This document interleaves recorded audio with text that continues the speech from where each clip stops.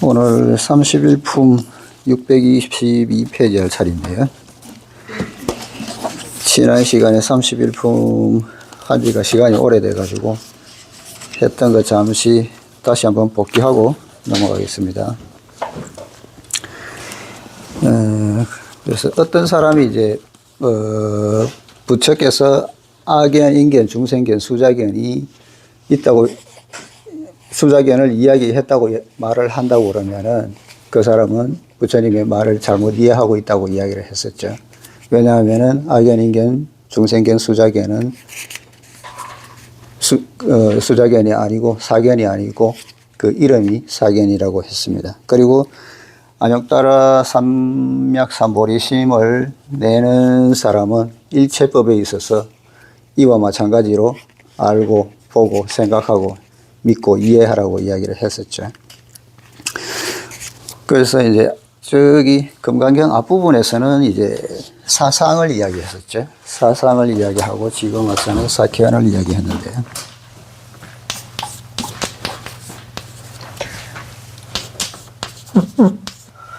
견이 있는데요. 상이라고 하는 것은 약간 요거는 뭐 거칠 조자인데 좀 큰 단위, 크다는 의미고요. 견이라고 한다면은 이제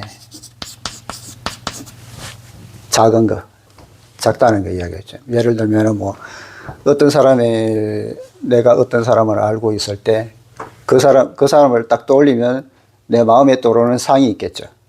그것은 바로 알아차릴 수가 있는 거죠. 근데 그 상이 어떻게 만들어졌는지 그거를 보려고 그러면은 생각을 많이 해야 되겠죠. 그래 미시하기 때문에 생각하기 어렵다는 겁니다. 그래서 상이라고 하는 것은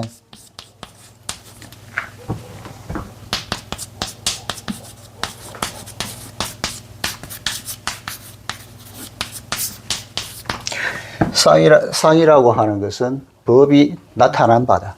법이 나타났을 때 모양이 상이라는 겁니다.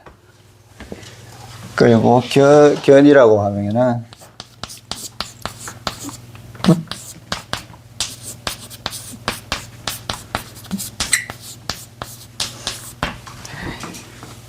마음이 취하는 바. 그래 내가 어떤 대상을 봤을 때 내가 받아들이는 게 있겠죠. 그거는 뭐 내가 지금까지 배우고 보고 듣고 경험하고 한 기초 안에서 생각을 할 겁니다. 아마 어떤 사람을 보고 이 사람은 이런 사람이구나 라고 생각을 하겠죠. 그것이 마음으로 받아들이는 겁니다. 그렇게 해서 이 법이 나타나면 그렇게 상을 만든다는 거죠. 그래서 그러면은 이 법은 또 어디서 왔느냐는 거죠. 법이라고 하면은 우리가 물리적인 이런 현상계의 현상들 내지는 우리 마음속에서 일어나는 내적인 현상을 모두 포함해서 법이라고 하는데 불법에서는 이 물리적인 법이라고 하면은 달리 말하면은 물리적인 거 생류가 되겠죠. 우리가 불법이라고 한다면은 이 불법은 다 마음자리 공부이기 때문에 우리 마음에서 일어나는 것을 다 이야기를 하는 겁니다. 그래서 법이라고 하면은 예전에 한번 했던 기억이 있는데요. 영가선사가 이야기했대.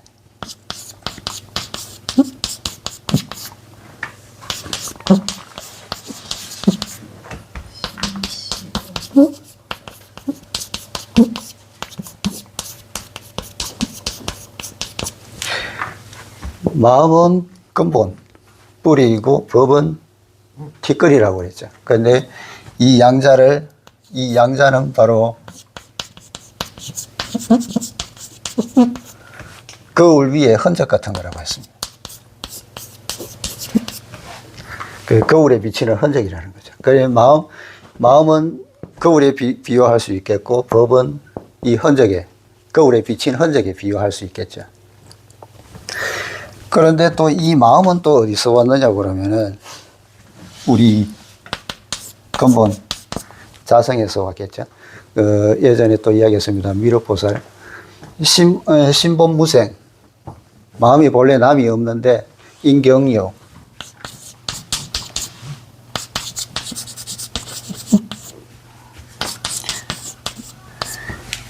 이 경계, 인연으로 인해서 있어진다는 겁니다. 근데 이 마음도 처음에 생겨났을 때는 본심은 청정했겠죠. 원래 청정한 성에서 나왔기 때문에 본심은 청정했을 겁니다. 근데 이 마음이 어떤 인연을 만나서 동요가 일어나게 된다고 그러면은 그때는 이제 망심이 되겠죠. 그런 망심이 취하는 바. 그것이 견이라는 겁니다. 망심이 취하는 견해, 우리가 가진 견해라는 것은 그것 자체도 험악하다는 거겠죠. 그래서 이 사견, 아까 말한 악견, 인견, 중생견, 수자견, 이런 것도 우리가 결국에는 타파해야 할 대상이 된다는 겁니다.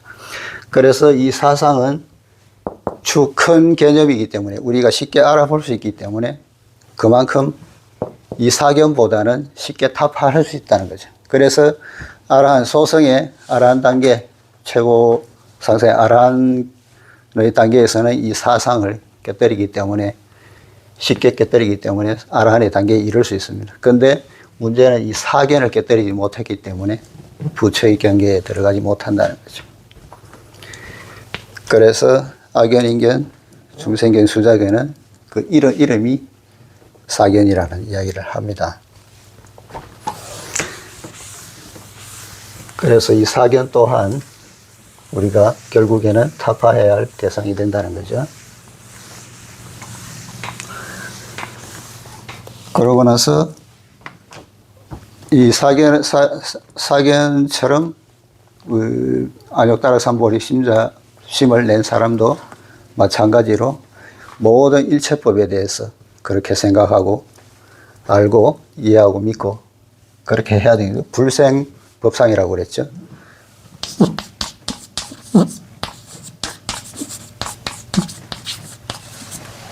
법에 대한 상을 만들어서는 안 된다는 이야기를 합니다. 결국에는 우리 견해로 인해서 만들어지는 상이기 때문에 다 험악하다는 이야기죠. 자, 그래서 오늘은 622페이지. 수보리 소원법상자 열애설 적비법상 심영법상. 수보리의 법상이라는 것은 열애가 법상이 아니라고 하니 이름이 법상이다. 방금 설명드렸듯이요. 불경에서 말하는 법상은 근본적으로 법상이 아닙니다. 그러므로 법상이라 합니다. 이 말은 금강경에서 자주 나옵니다. 그 이치가 어디에 있을까요? 이건 모두 교육상의 방법입니다. 강을 건너는 배와 같습니다. 목적은 강을 건너는 데 있습니다. 이미 건넜다면 배를 둘러매고 갈 필요가 없습니다. 서둘러 배를 버리고 자기 길을 가야 합니다. 불경 3장 12부의 각종 각양설법은 어떤 때는 공을 말하고 어떤 때는 유를 말하며 어떤 때는 공도 아니고 유도 아니라 말하고 어떤 때는 또 공이면서도 유라 말합니다. 궁극적으로 어떤 것이 옳을까요? 어떤 것이 옳고 어떤 것이 그런가에 대해 스스로 법상을 만들지 말아야 합니다. 하나의 법상으로 말하면 각종 현상을 포괄합니다. 유식종을 예로 들면 마음을 8개 시고로 나눈 외에 다시 심리활동 현상을 강령이나 원칙으로 기납시켜 100개의 법으로 만들었습니다. 이것도 마찬가지로 유식종이 법상종이니까 법상종에서 중하게 여기는 논서가 있는데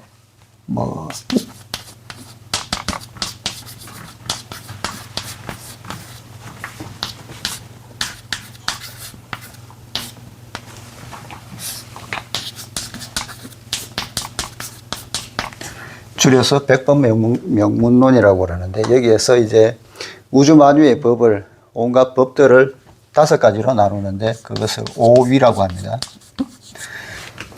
5가지를 나누는데 거기에는 이제 신법,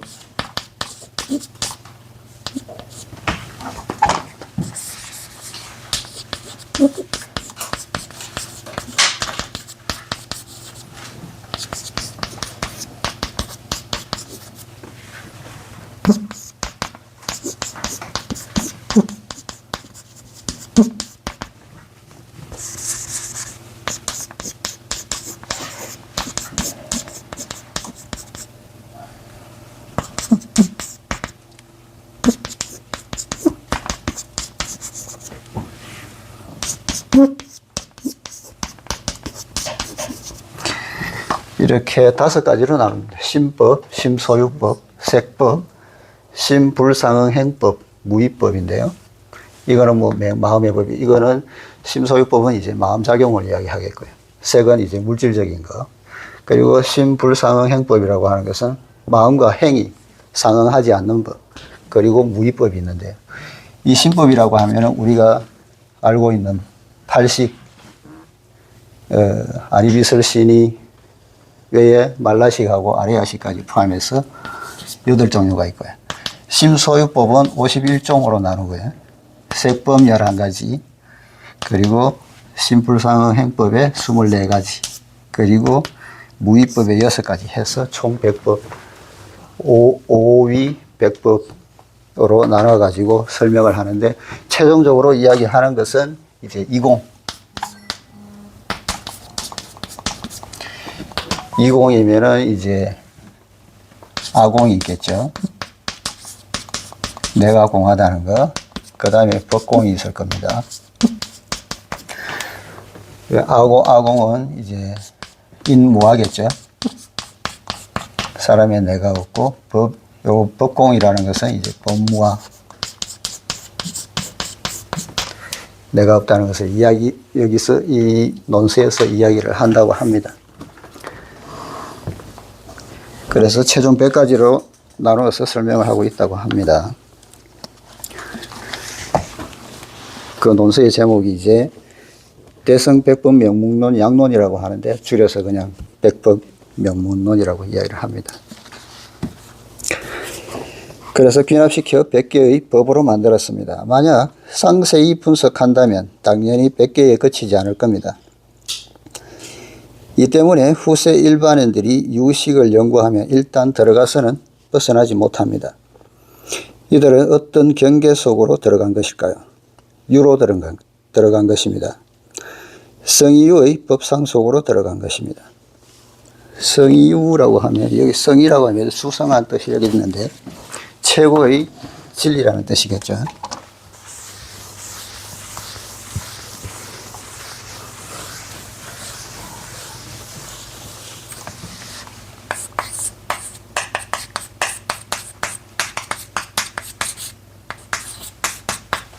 성의는 맹,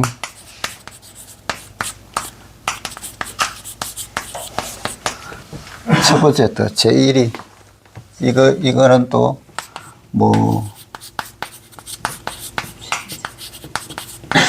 최고의 진리,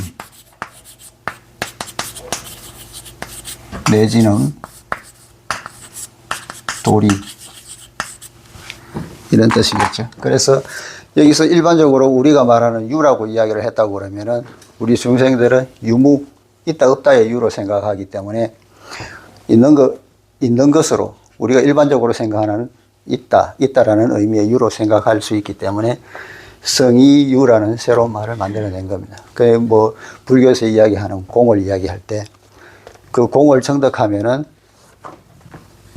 성불을 할 수 있다는 이야기를 하지 않습니까?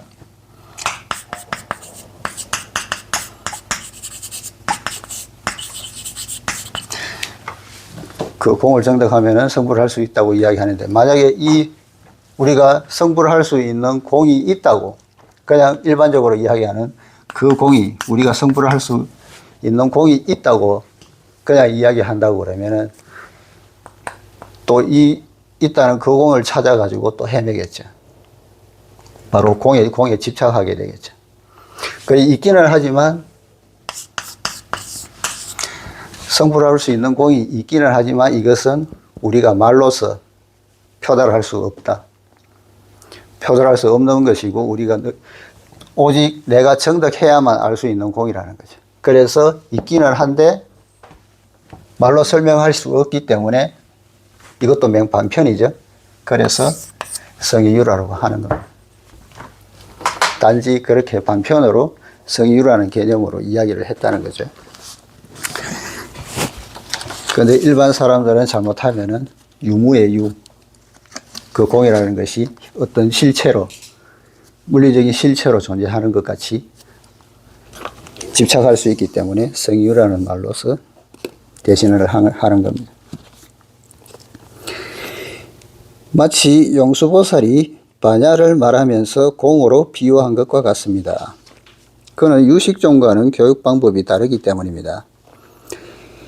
그렇지만 일반인들은 반야를 연구하면서 또 공의 법상 속으로 떨어지고 맙니다. 그러므로 어떤 법상도 모두 머물 수 없으며 어떤 법상도 모두 아닙니다. 부처는 최후로 우리에게 말합니다. 소위 법상이란 법상이 아니다. 즉 비법상. 그건 단지 말하기 위한 방편, 기회의 방편, 교육상의 방편으로서 목적은 그대들로 하여금 알게 하는 데 있다고 합니다. 그렇지만 후세 사람들은 부처의 교육 방법이 기록되어 전해진 후 부처가 말한 공을 죽어라 붙들거나 혹은 한사코 유를 붙들어 영원히 뚜렷이 알지 못합니다. 사실상 부처는 아주 분명히 말하고 있습니다. 일체 법상에 떨어져서는 안 된다는 것입니다. 법상에 떨어지지 않은 뒤에는 사람들은 도리어 금강경이 공을 말한 것이라 주장할 겁니다. 앞에서 이미 말했지만 금강경에는 우리에게 공을 보라고 가르친 부분이 없습니다. 금강경은 모두 차단하는 법입니다. 정확하지 못한 설법을 막고 있습니다. 정확한 것이 어떤 것인지는 스스로 찾을 것을 요구합니다. 금강경을 시작하면서 제가 선종의 두 공안에 대해 언급한 것을 기억할 겁니다. 하나는 아들이 아버지에게서 도둑질을 배우는 것에 관한 공안이었습니다. 그렇지 않습니까? 또 다른 하나는 감옥에 갇힌 한 범인에 관한 공안입니다. 이제 다시 선종의 고사 하나를 말씀드리겠습니다. 어떤 젊은 사람이 출가해서 도를 구하려 했습니다. 그는 깨달음을 얻고자 사부를 수십 년간 따라다녔습니다.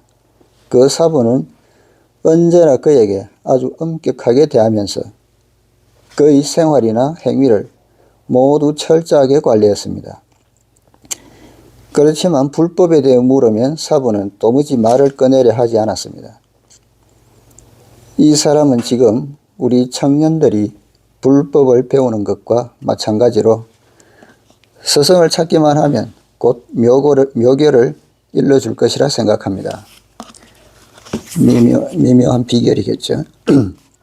주문을 전해주거나 혹 어떤 방법을 가르쳐줘서 오늘 타자에 들어가면 내일은 날아올라 곧 성불할 것이라 생각했던 겁니다. 자신의 의식 속에 하나의 법상을 만든 겁니다.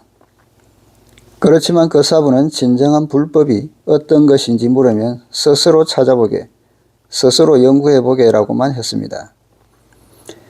청년이 곰곰이 생각해 보았습니다. 자신은 12살 때 출가해서 날마다 불도를 구하기를 수십 년간이나 했습니다.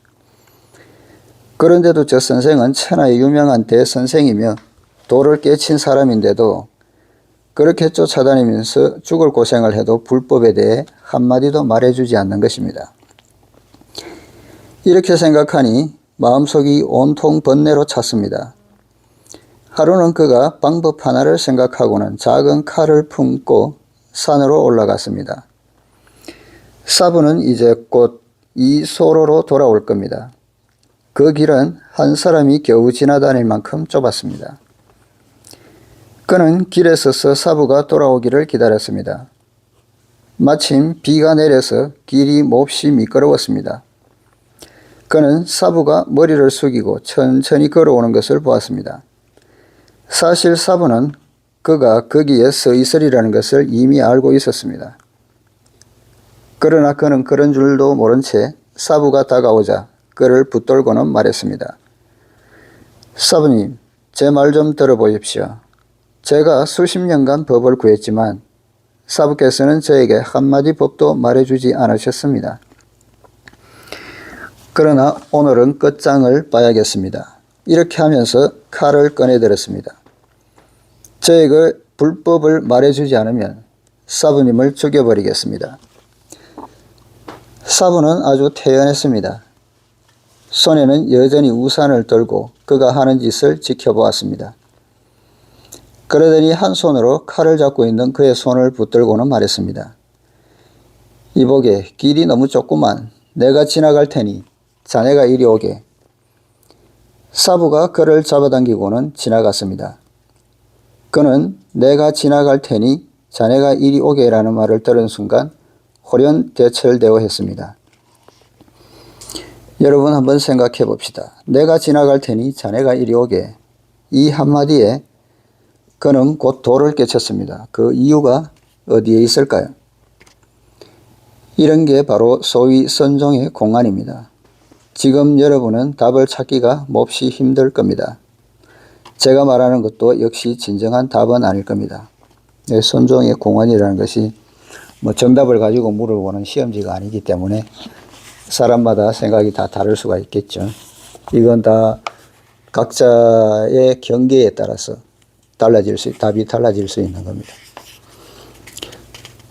그래서 내 경계가 높다면 그만큼 깨닫는 경계도 높아지겠죠. 단지 하나의 비유에 불과하겠지요. 우리가 불법을 배우면서 가장 곤란을 겪는 것은 마음속의 번뇌와 신체상의 감각이 있기 때문입니다. 앉아있으면 다리가 저려오고 앉아있지 않으면 마음속의 번뇌가 끊어지지 않습니다. 간절히 청정을 구하지만 그것은 영원히 얻을 수 없습니다. 번뇌가 끊어지지 않으니 스스로에게 어찌하면 좋을지 묻습니다. 그러면 자신 속에 있는 사부는 반드시 이렇게 말할 겁니다. 내가 지나갈 테니 자네가 이리 오게. 바로 번뇌가 달아난 것이 청정입니다. 과거의 마음은 붙들 수 없고 현재의 마음도 붙들 수 없으며 미래의 마음도 붙들 수 없습니다. 마음속에 법상이 생기지 않으며 무생법상, 머무름이 없이 마음이 생깁니다. 억무소주의 생기신. 이처럼 간단한 겁니다. 그래서 내가 지나갈 테니 자네가 이리 오게라고 했습니다. 이 길은 근본적으로 통해 있으며 번뇌는 곧 보리입니다. 마음속에 영원히 머물러 있는 번뇌가 어디 있습니까? 만약 방법을 생각해 번뇌를 없애고 청정을 구하려 한다면 바로 사부가 제자와 마주하여 영원히 길을 막고 지나가지 못하게 하고 있는 것이 아니겠습니까? 이 사부의 교육 방법은 얼마나 간단합니까? 내가 지나갈 테니 자네가 이리 오게. 칼도 아랑곳하지 않고 제자도 아랑곳하지 않습니다. 그런데도 제자는 뚜렷이 알아 돌을 깨칩니다. 여기서 알 수 있는 것은 제자가 평소 자생법상, 스스로 법상을 만들어내는 것, 즉 부처나 도에 대한 관념에 사로잡혀 있었다는 사실입니다. 인생에서 제일 두려운 일은 마에 빠지는 것입니다. 실제로 불법이나 도를 배우면서 거기에 사로잡힌다면 그것이 바로 마에 빠진 것입니다. 불마와 도마, 즉 공부의 마, 청정의 마에 빠진 것입니다. 청정 또한 마입니다. 그래서 선종의 한 조사는 이런 말을 했습니다. 마음이 일어 생각이 움직이는 것은 천마요. 기심동념시 천모. 마음이 일어나서 동념, 생각이 움직이는 거겠죠. 천마란 무엇일까요? 바로 우리의 마음이 움직이는 것, 즉 스스로 만든 법상입니다. 마음이 일지 않아 생각이 움직이지 않는 것은 엄마요.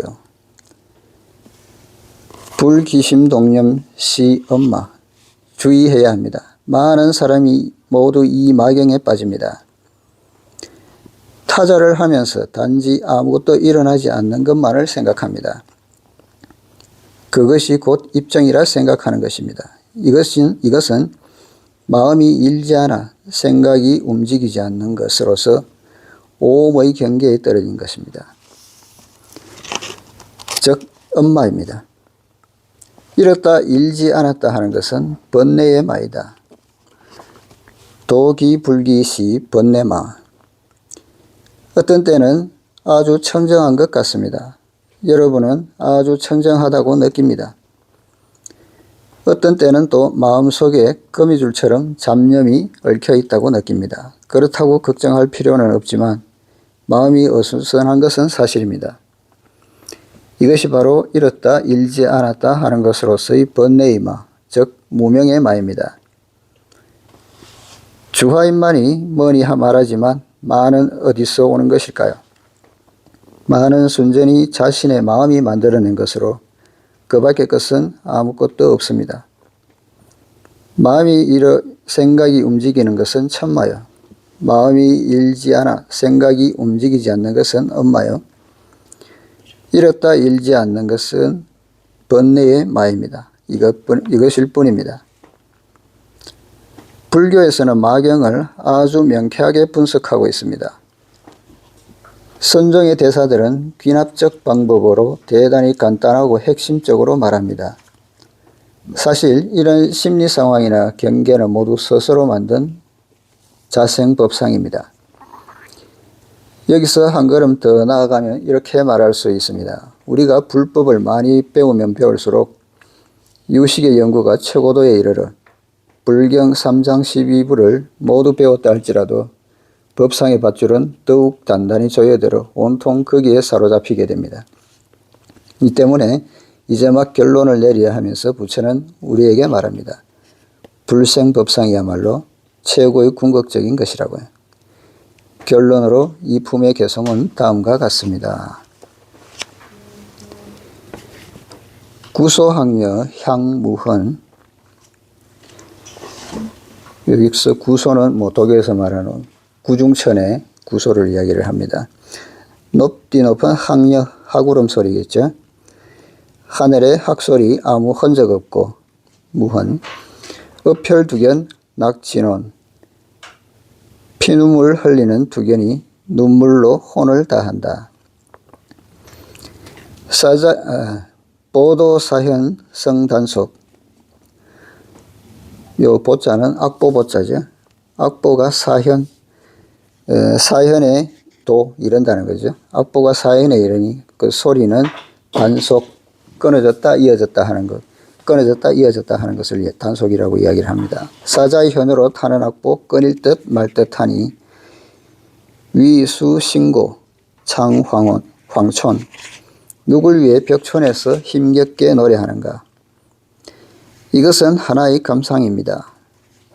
여기 앉아있는 분들도 서북지역이나 청성산이나 아미산 같은 높은 산에 가본다면 아마도 벽하고 우는 소리를 들을 수 있을 겁니다. 한자는 아주 묘한 데가 있어서 닭이 우는 소리를 제라 하고 새가 우는 소리를 명이라 하며 호랑이가 우는 소리를 소라 하여 각기 다르게 표현합니다. 백학이 우는 소리는 항려라 합니다. 백학은 높은 하늘에서 우는데 소리가 마치 징을 치는 것처럼 멀리까지 들립니다. 그러므로 이 새는 다른 새들과는 확연히 다릅니다. 높디 높은 하늘에 학소리 아무 흔적 없고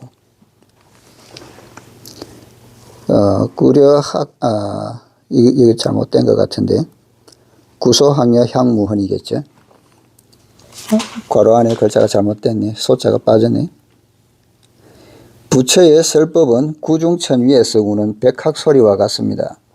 그 소리는 하늘과 구름을 뚫고 울려 퍼져서 세상 모든 사람들의 미몽을 깨웁니다.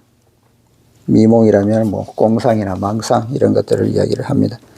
그렇지만 우리가 과연 그 소리에 깨어날까요? 세상의 많은 사람들이 그 소리를 듣고도 깨어나지 못합니다. 한번 생각해 보십시오. 얼마나 많은 마음 아픈 일입니까? 천리아득한 길을 가서 불법을 배우지만 재가인이든 출가인이든 모두 두견새처럼 되고 맙니다. 이와 비슷한 이야기가 있는 게 중국에 여동빈이라는 신선이 있는데, 여동빈은 이제 뭐 돌을 깨쳐가지고 신선이 됐다고 하는 사람입니다. 근데 이 사람이 신선이 되고 난 뒤에 시장에서 뭐 중국말로 샤오빙이라고 그러는데, 우리로 치면은 호떡 비슷한 거 팔아가지고 생계를 꾸려나가는 노파가 있었습니다. 근데 이제 이 여동빈이 그 노파가 하는 데서 이제 샤오빙을 맨날 사먹으면서도 돈을 내지 않는데도 그 노파는 아무 이야기를 하지 않는 겁니다. 그래서 여동빈이 생각하기에, 이 사람은 상당히 경계가 높은 사람이다. 이래가지고 이제 그 사람을 교화시키기 위해서 한날은 찾아가가지고 손가락으로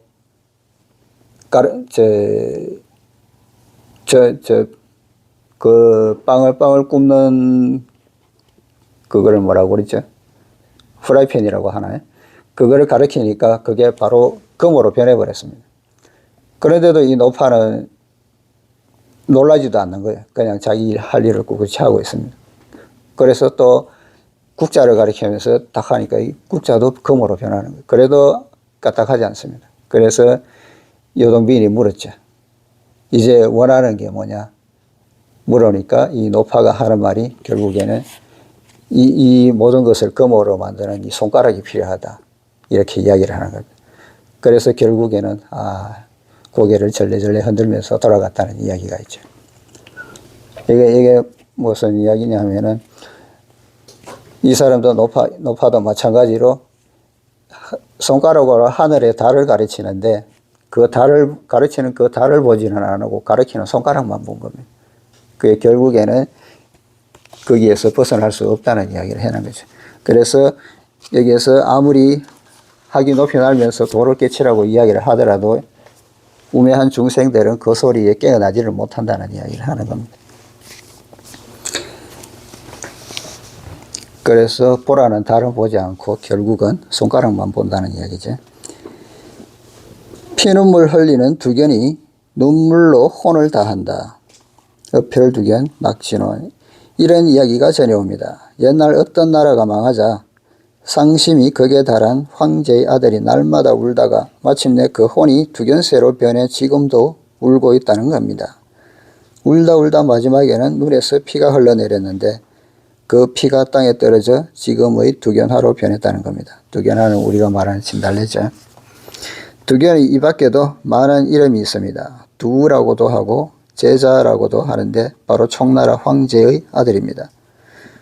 불법을 배우거나 도를 배우는 사람들은 모두 두견입니다. 가정도 버리고 자식도 버리고 불법을 배우지만 최후에 이르러서는 도의 그림자조차 보지 못합니다. 단지 자신이 밝은 서성을 만나지 못했고 부처를 만나지 못했고 법을 얻지 못했다고 원망할 뿐입니다. 사실 불법은 제일 평범하며 제일 간단합니다. 부처는 금강경에서 남김없이 다 말했습니다. 사자의 현으로 타는 악보 끊일 듯 말 듯하니 보도사현 성단속. 금강경은 사자의 현과 같습니다. 사자의 근육으로 현을 만든 금입니다. 이 현이 내는 소리를 들으면 모든 짐승이 두통을 느끼고 더 심하게는 뇌가 모두 부서져 버리기까지 합니다. 그래서 부러움을 사자후에 비유하기도 하죠. 사자의 울음소리에 비유하기도 하는데, 사자는 백수의 왕이기 때문입니다.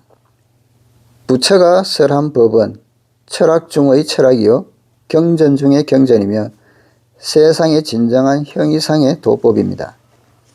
부처는 이 법을 아주 직설적으로 남김없이 모두 우리에게 말했지만 우리는 그것을 알지 못합니다. 이 금보를 사자의 현으로 탑니다. 이 현이 내는 소리는 금강경을 탄 것일 수도 있고 법화경을 탄 것일 수도 있으며 환경을 탄 것일 수도 있습니다. 끊어질 듯 이어질 듯하며 우리에게 모두 들려줍니다. 고명한 노래를 남김없이 우리에게 들려주지만 우리는 여전히 알지 못합니다. 화자라는 사람이 집집마다 돌며 연화락을 부르는 것 같습니다. 여기 화자라고 하면은 중국어로 이제 거지를 이야기를 합니다. 그 연화락은 이제 이 거지들이 이제 걸식하러 다니면서 부르는 노래를 이야기하죠. 우리나라로 따지면 얼씨구시구 들어간다. 작년에 왔던 갈설이 죽지도 않게 또 왔네. 이런 거겠죠. 그런 부르는 것 같습니다. 한참을 불러대도 알아듣는 사람이 없습니다. 아름답다고 느끼지를 못합니다. 누굴 위해 벽촌에서 힘겹게 노래하는가. 위수신고 창황촌. 이건 한번 가볍게 해본 소리입니다. 실제로 저는 석가모니부를 위해 동정의 눈물을 흘리지 않을 수 없습니다. 그가 31품에 이르도록 말하고 이제 막 끝내려 하지만 누가 그의 말을 알아들었겠습니까? 한 번 더 불러봐야 소용없습니다. 음을 아는 자를 만나기가 쉽지 않기 때문입니다. 그러니 영원히 이해하지 못합니다. 실제로 그는 가장 친절하고 가장 평범하게 말했습니다. 이제 다시 한번 돌이켜봅시다. 금강경은 서두에서 세 글자, 즉 선호념을 강조했습니다. 범부에게나 성불한 사람에게나 단지 하나의 법문이 있을 뿐입니다. 바로 선호념입니다. 어떤 생각을 보호한다는 걸까요? 머물지 않는 것입니다. 무소주입니다. 어떻게 머물지 않는다는 걸까요? 아주 간단합니다. 법상을 만들지 않는 것입니다. 불생법상입니다. 성불한 사람은 어떨까요? 우리와 마찬가지입니다. 역시 먹고 입으며 밥을 먹고 나서 발을 씻고는 타자합니다. 앞에서 부처님께서 보여주신 생활이죠. 이처럼 평범합니다. 머리에서 빛이 난다거나 가슴에서 빛을 뿜어낸다거나 6가지 신통력이 있다거나 하는 소리는 하지 않습니다. 밥 먹고 옷 입고 자리 깔고 앉습니다. 그러고 나서 질문하면 대답합니다. 이처럼 간단합니다. 금강경은 평범함 속의 진실이며 평범함 속의 초월입니다. 그래서 부처님과 우리가 다르다는 것은 평범한 일상생활은 똑같죠. 부처님도 일반 중생들과 마찬가지로 일반 생활하는 것은 생활하는 모습은 다 똑같은데 단지 그 평범함 속에 깨달은 자와 깨닫지 못한 중생들의 경계가 나타난다는 이야기를 하는 겁니다. 경계가 다르다는 이야기겠죠. 자, 그래서 오늘 31품 끝내고요. 다음 시간에 32품 하도록 하겠습니다.